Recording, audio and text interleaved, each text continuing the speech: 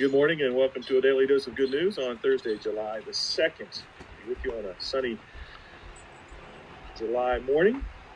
There's actually an airplane flying overhead. Perhaps you can hear it. It seems to be riding circles over our house. Maybe they're tracking the parade route for the front porch parade that will happen in the Burlington on the 4th of July, carrying a banner for the like. Our daily dose of good news today comes from Romans, the 8th chapter, verses 26 and 27.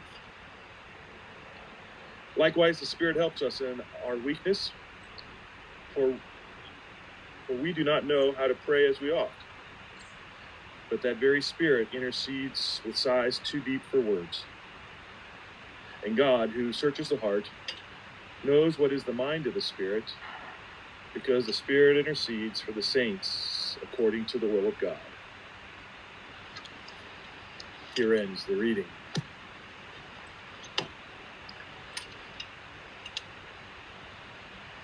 It's like being trapped in your own soul. Sometimes the feelings, the worry, the concern, frustration, anger, the confusion, anxiety, even depression. And then what? Rinse and repeat. The feelings, the worry, the concern, the frustration, the anger, confusion, depression, anxiety.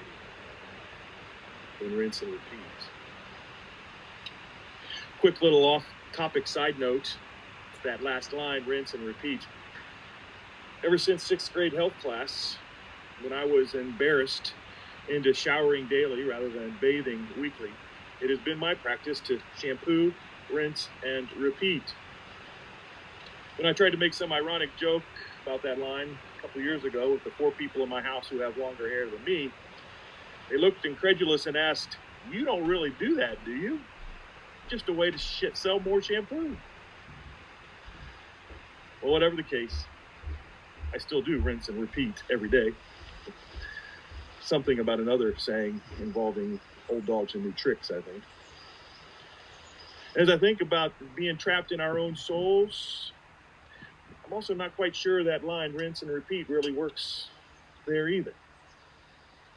Because while there's plenty of repeating when it comes to those feelings and worry and concerns and frustrations and anger, confusion, anxiety, and depression, rinsing can be hard to come by. As a swirling goes round and round and round and round again, seemingly trapped in our souls. With all the feelings around our souls, swirling around the souls these days, from civil unrest, social unrest, to the pandemic and its impact on our health, our economy, our social interactions.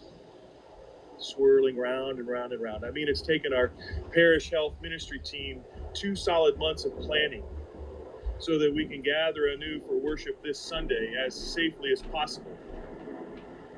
I'm going to pause for the airplane overhead.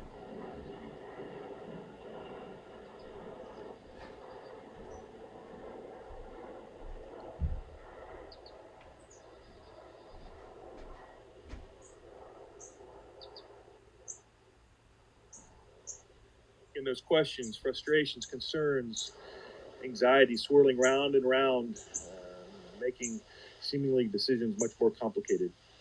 The parish health team has worked for that solid 2 months in order to make our gathering anew this Sunday as safe as possible. And then in our family, trying to figure out a way to visit with grandparents on the 4th of July has taken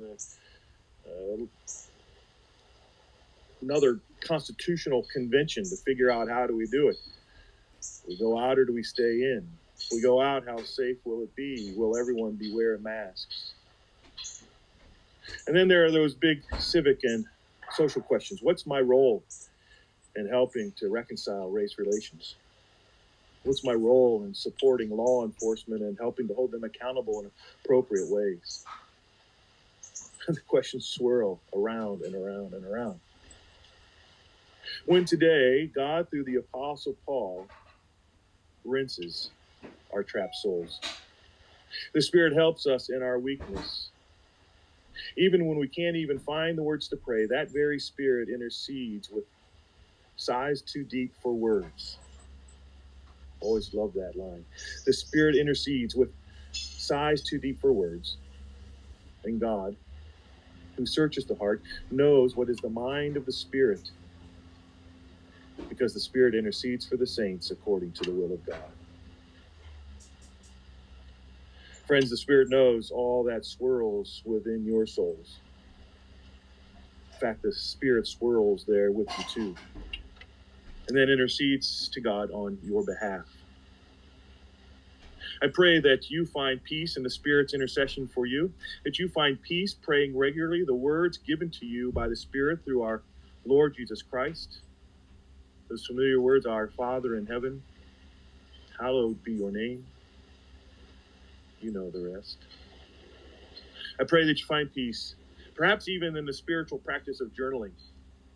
Write out sometime all the questions that are swirling around your trapped souls, a little bit like writing a letter to God. And see if you don't get the sense that the Spirit is aware of what you're writing, even as you are already. Amen.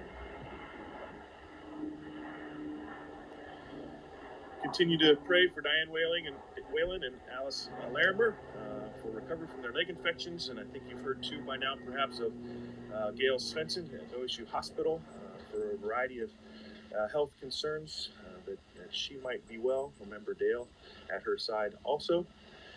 And indeed, we are looking forward to worshiping again in person for those who would like to join us in doing so. 8:30 and 10:30 on Sunday, and then 11:45 the following Wednesday. You'll be seeing more about that in the weekly announcement that is coming.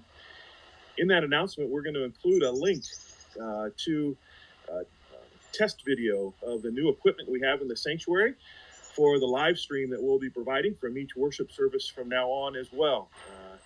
I hope you'll take a look at it and see what a wonderful resource it's going to be for our worship ministry and life together, and a way to engage those who will be worshiping with us still from their own homes, which, of course, we encourage everyone to do as each of us comes to understand the risks around us and how we might best continue to engage the community and protect the community in these times that sometimes might trap our souls, and yet from which God frees us by the gift of the Spirit. Thanks much. We'll talk to you again soon. Bye-bye.